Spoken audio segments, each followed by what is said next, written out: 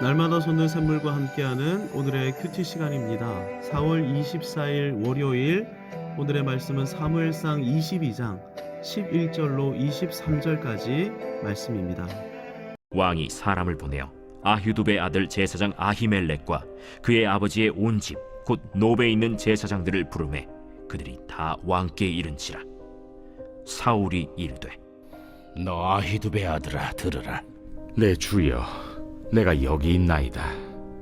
내가 어찌하여 이새의 아들과 공모하여 나를 대적하여 그에게 떡과 칼을 주고 그를 위하여 하나님께 물어서 그에게 오늘이라도 매복하였다가 나를 치게 하려 하였느냐?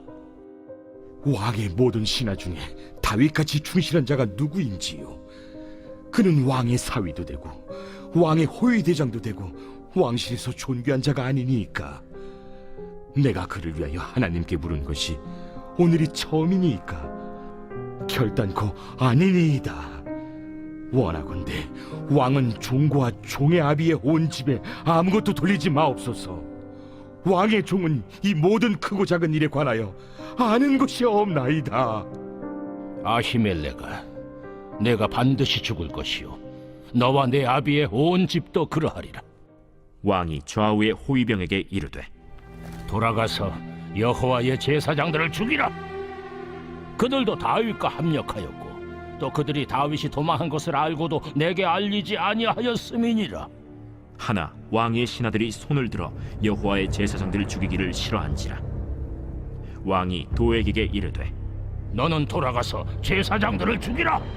에돔 사람 도액이 돌아가서 제사장들을 쳐서 그날에 세마포 에봇 입은 자 85명을 죽였고 제사장들의 성읍 노베 남녀와 아이들과 젖 먹는 자들과 소와 나귀와 양을 칼로 치었더라. 아히두베 아들 아히멜렉의 아들 중 하나가 피하였으니 그의 이름은 아비아달이라. 그가 도망하여 다윗에게로 가서 사울이 여호와의 제사장들을 죽인 일을 다윗에게 알리매 다윗이 아비아달에게 이르되 그날에 에돔 사람 도액이 거기 있기로 그가 반드시 사울에게 말할 줄 내가 알았노라. 내 아버지 집의 모든 사람 죽은 것이 나의 탓이로다. 두려워하지 말고 내게 있으라. 내 생명을 찾는 자가 내 생명도 찾는 자니 내가 나와 함께 있으면 안전하리라 하니라. 사무엘상 22장에서 사울은 어떻게 하면 다윗을 죽일 수 있을까? 이런 생각으로 혈안이 돼 있는 상태입니다. 그래서 다윗 죽이기에 실패한 신하들을 향해 역정을 바라고 있는데 22장 8절에서 이렇게 분노를 피력합니다. 너희가 다 공모하여 나를 대적하며. 다윗은 사울을 피해 한때는 가드 왕 아기스에게로 도피했고 아둘람 굴로도 도피했으며 모압으로도 도피했는데 지금은 선지자 갓의 권고를 따라 유다 땅으로 돌아와 헤레스 풀에 숨어 있었습니다. 중요한 사실은 도피 가운데 있던 다윗에게 점점 더 많은 사람들이 모여들었다는 것입니다. 환난 당하고 빚지고 마음이 원통했던 사람 400명 가량이 다윗에게로 모여들었는데 다윗은 이 보잘것없어 보이는 사람들을 용사로 양육해내어 이들과 함께 하나님의 군대를 이루었습니다. 볼품없어 보이고 처량한 사람들을 용사로 변화시킨다. 위대한 일 아닙니까? 오늘날 교회가 이런 사역을 감당해야 할 줄 믿습니다. 그런데 보이십니까? 도망자로 지내고 있었음에도 다윗은 여전히 승승장구했고 여전히 성공 가도를 달리고 있습니다. 여호와의 기름 부음 받은 사람은 이와 같이 환난, 시험, 어려움 중에서도 지경을 넓혀가고 거룩한 영향력을 행사하며 살아가는 것입니다. 상황이나 환경을 핑계 삼고 뒤로 물러나는 것이 아니라 하나님의 도우심을 믿음으로 어려움을 넘어서는 것이죠. 믿음의 사람, 하나님이 쓰시는 사람들은 늘 이렇게 쓰임받았습니다. 다윗이 여전히 승승장구하는 모습을 보면서 사울은 분노를 감출 수가 없었습니다. 얼마나 화가 났던지 측근 신하들을 향해 이게 다 너희 때문이야 라고 말하는데 심지어는 도망자에 불과한 다윗이 이렇게 승승장구하는 걸 보면 너희가 나를 배반하고 다윗과 내통하고 있음이 틀림없어. 이런 막말까지 아무렇지 않게 내뱉어 버립니다. 왕이나 지휘관은, 최고 지휘관은 탓하는 사람이 아니라 책임지는 사람 아닙니까? 설령 부하 때문에 문제가 생긴다 할지라도 지휘관은 내 잘못이다 이렇게 말해야 하는 사람입니다. 그래야 어려움이 생겨도 부하들이 여전히 지휘관을 믿고 그의 지휘를 따를 수 있는 것이죠. 그런데 지휘관이 부하를 탓한다? 이렇게 되면 어떤 참모도 아무런 충언을 하지 않으려 할 것입니다. 입을 꾹 다물고 있을 거라는 말입니다. 왜냐하면 이런 지휘관은 잘 되면 자기 공으로 돌릴 것이고 못 되면 참모를 탓할 사람임이 분명하기 때문입니다.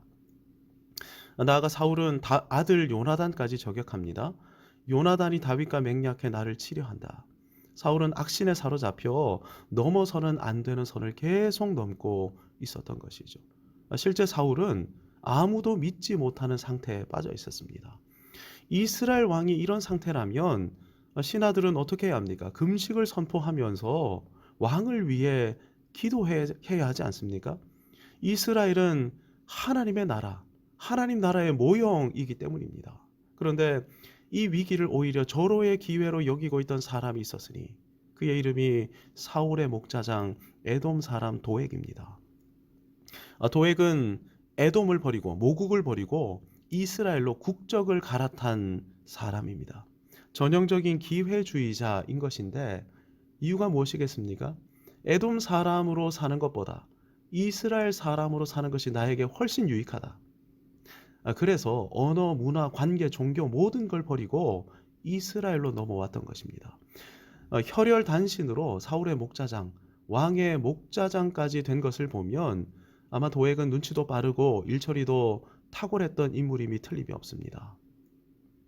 도액이 처음으로 소개되고 있는 지역이 당대 성막으로 있던 놉당입니다. 여느 이스라엘 사람처럼 도액도 이스라엘에게 완전히 동화되어서 성막 예배에 참여했던 것입니다. 그러니까 겉으로만 보면 도액은 영락없는 열심 있는 그리스도인이었던 것이죠. 하지만 도액은 놉당에서 예배드리면서 예배에는 관심을 두지 않습니다. 그의 관심은 다윗에게 있었습니다. 심지어 제사장 아히멜렉이 다윗을 어떻게 대하는지 아주 소상히 관찰하고 있습니다. 사울이 다윗을 죽이려 하고 신하들까지 배척하면서 누구도 믿지 못하는 상황을 보면서 도액은 과거의 경험을 성공의 기회로 포착하기에 이르기까지 하죠. 왕의 분노를 적절히 해소시켜 왕의 마음을 얻어내기만 하면 한 자리 꿰찰 수 있다. 지금이 인생 역전의 기회다. 여러분, 도액을 보니 누가 보이십니까? 온전히 회심하지 않은 채 교회만 다니는 신자들, 그저 자기 열심으로만 살아가는 신자들이 보이지 않으십니까? 실제 이런 분들은 도액처럼 살 수밖에 없고 실제 이분들의 관심 역시 도액과 다를 수가 없습니다. 자기 성공, 자기 성취. 교회가 무너지고 있고 하나님 나라가 타격을 입고 있는 상황이지만 그게 나하고 무슨 상관이야? 중요한 것은 내 인생 아니야? 도액 같은 분들은 실제 이렇게 생각하면서 살아가는 것이죠.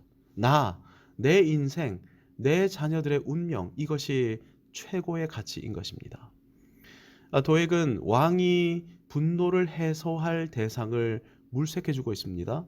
왕이시여, 제가 다윗이 놉당에 온 것을 보았는데 아히멜렉이 그를 위해 기도하고 음식을 주고 골리앗의 칼까지 쥐어 주었습니다. 그러니 왕이시여, 제사장 아히멜렉을 향해 분노하십시오.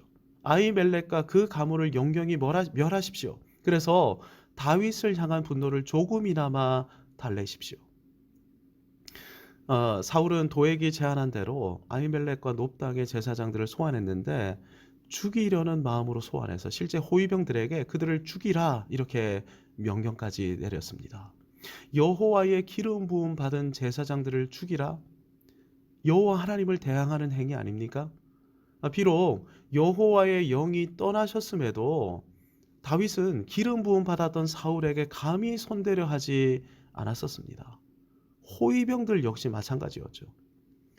이 제사장을 세우신 분이 만군의 여호와 하나님이시다, 이 사실을 호위병들도 알고 있었기에 감히 제사장에게 손대려 하지 않았던 것이죠.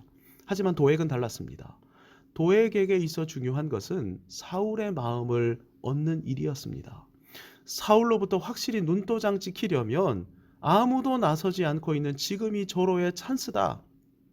그래서 도액은 아히멜렉과 제사장들, 이들의 어린 자녀들까지 포함해 85명이나 과감하게 살해한 것입니다. 도액 같은 사람들의 최후가 어떤 것이겠습니까? 시편 52편 5절에서 다윗은 이렇게 선포합니다. 그런즉 하나님이 영원히 너를 멸하시며 너를 붙잡아 내 장막에서 뽑아내며 살아있는 땅에서 내 뿌리를 빼시리로다. 도액을 누가 처단하신다고 말씀하고 있습니까? 하나님이 처단하십니다. 하나님이 어떻게 이 도액 같은 자들을 처단하십니까? 영원한 멸하심으로 처단하시는 것이죠. 도액의 길을 걷는 사람은 잠깐 이 세상에서 성공할 수 있을지도 모릅니다. 하지만 그는 하나님의 영원한 멸하심에 처하게 될 것입니다. 영원한 멸하심 앞에 이 땅에서의 잠깐의 성공이 무슨 의미가 있겠습니까? 그러니 도액 같은 인생이 얼마나 가련한 인생입니까? 우리 주변을 보면 도액처럼 교회 안에만 들어와 있는 분들이 적지 않습니다. 정말로 안타까운 분들이죠. 이분들을 위해 기도해야 할 것입니다. 아울러 어떻게 하든 이분들을 영원한 멸하심에서 건져내도록 애쓰고 간구하며 하나님 앞에 매달려야 할 것입니다. 도액 같은 사람들이 결코 흉내낼 수 없는 행동이 있습니다. 본문 마지막에 소개되고 있는 다윗의 모습이 그 모습이죠. 다윗은 유일하게 살아남은 아비아다를 통해 아히멜렉 가문에 닥친 참화의 소식을 들으며 겸손히 고개를 숙입니다. 그들의 죽음은 다 내 탓이로다. 겸손히 자기 잘못을 인정하며 회개한 것입니다. 그리고 약속합니다. 내게 있으라. 내가 나와 함께 있으면 안전하리라. 도액 같은 사람이 결코 할 수 없는 것이 오늘 본문에서 하고 있는 다윗이 하고 있는 참된 회개인 것이죠. 우리는 하나님의 아들 예수 그리스도를 십자가에 못 박아야 할 정도로 죄인 중에 괴수인 존재들입니다. 이 사실을 알지 못하면, 그래서 주 예수 그리스도를 온전히 의존하지 않으면 우리 역시 도액의 길을 걸을 수밖에 없습니다. 주신 말씀을 거울로 삼아 오늘 이 아침에 스스로를 비추어 반추하기를 원합니다. 도액의 모습이 조금이라도 내 안에 존재한다면 회개함으로 하나님 앞으로 돌이키기를 원합니다. 우리 주변에 하나님의 은혜와 사랑을 알지 못한 채 자기 열심으로 교회만 다니는 분들이 혹시 계시다면, 여전히 자기 성공, 자기 성취에만 혈안이 돼 있는 분들이 계시다면 그분들이 영원한 멸하심에 처할 수밖에 없음을 기억하기를 원합니다. 그래서 그분들을 위해 울며 안타까워하며 기도하기를 원합니다. 교회 바깥에 있는 분들도 전도해야 하지만 교회 안에 있는 분들을 전도해야 할 것입니다.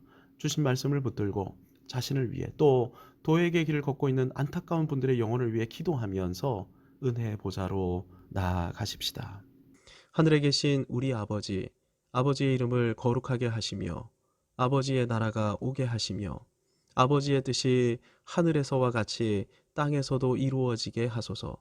오늘 우리에게 일용할 양식을 주시고 우리가 우리에게 잘못한 사람을 용서하여 준 것 같이 우리 죄를 용서하여 주시고 우리를 시험에 빠지지 않게 하시고 악에서 구하소서.